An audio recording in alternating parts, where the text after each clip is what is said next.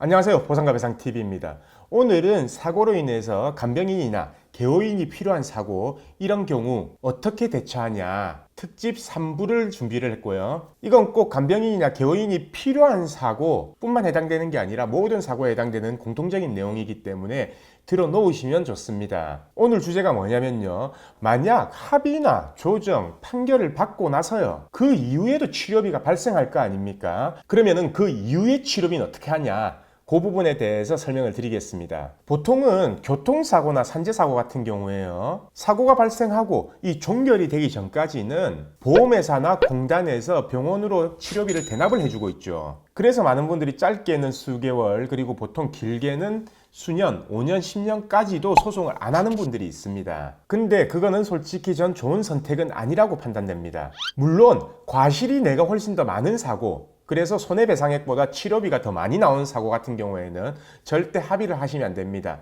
그냥 계속 치료를 받는 게 낫는데요. 근데 그런 사고가 아니라 치료비보다 손해배상액이 훨씬 많은 사고, 이런 사고 같은 경우에는요, 왜 제가 5년, 10년 동안 소송이나 보상을 안 받고 계속적으로 치료만 하는 게 좋은 판단이 아니다 라고 이렇게 생각하냐면요, 치료비를 계속적으로 받을 수 있는 대신요, 장애가 호전된다든지 간병인 부분이 깎이면요, 손해배상액은 그만큼 줄어들게 되고요. 만약 급작스럽게 합병증으로 사망을 하게 된다면 이 간병인 부분은 전혀 받을 수 없게 되는 겁니다. 그렇기 때문에 보통 사고 시점 기준에서요, 1년에서 2년 사이에 소송을 시작하는 게 좋은데요. 그러면 모든 보호자분들이 이게 걱정이 될 겁니다. 그렇게 끝나고 나면 치료비는 어떡하냐? 그거에 대해서 제가 오늘 말씀드리도록 하겠습니다. 우선 신체 사지마비 그리고 편마비, 이런 마비가 있는 환자 같은 경우에는요, 보통은 치료비가 간병비를 제외하고, 보통은 입원비가 간병비를 제외하고 한 달에 한 300만 원 정도 들어갑니다. 그리고 이 법원 신체 감정 시에요, 입원 기간은 보통 언제까지 인정하냐면 사고일로부터 2, 3년까지는 입원 기간으로 인정을 합니다. 그래서 사고 시점으로부터 1, 2년 사이에 소송을 제기하시고 3년 전후로 되는 시점에 판결을 받는 게 가장 좋은 선택이다 라고 말씀을 드리는 겁니다. 보통 그렇게 3년을 입원하고 나면요, 그 다음은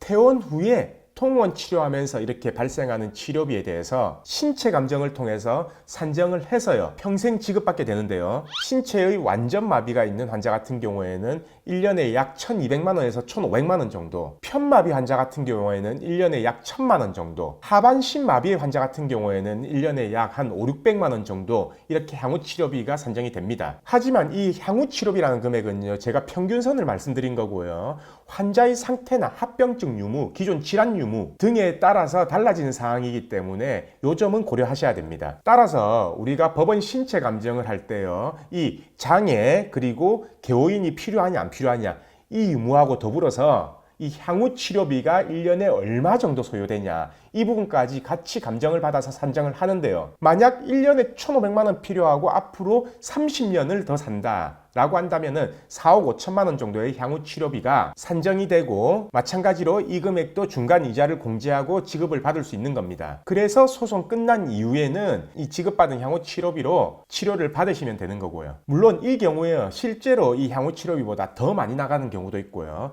덜 나가는 경우도 있어요. 그래서 오늘은 이런 사고 같은 경우에 이 향후 치료비는 어떻게 되냐, 이 부분에 대해 설명을 드렸고요. 다음번에는 이 마지막 특집인 4부에서는 가장 중요합니다. 이게 여명기간 산정, 이 부분에 대해서 알려드리도록 하겠습니다. 간단하게 말씀드리면요, 여명기간은 이렇게 지금 다친 상태의 환자분이 앞으로 과연 언제까지 살 것이냐, 언제까지 생존해 계실 것이냐, 이 부분인데요, 실제로 그렇잖아요. 지금 시점에 산정하는 거기 때문에 언제까지 살 거다, 이 남은 여명기간에 따라서 금액이 결정이 되는 거거든요. 그래서 이 손해액 계산할 때 있어서는 가장 중요한 부분이 바로 이 여명기간, 이게 되는 겁니다. 오늘도 끝까지 봐주신 구독자분들 감사드립니다.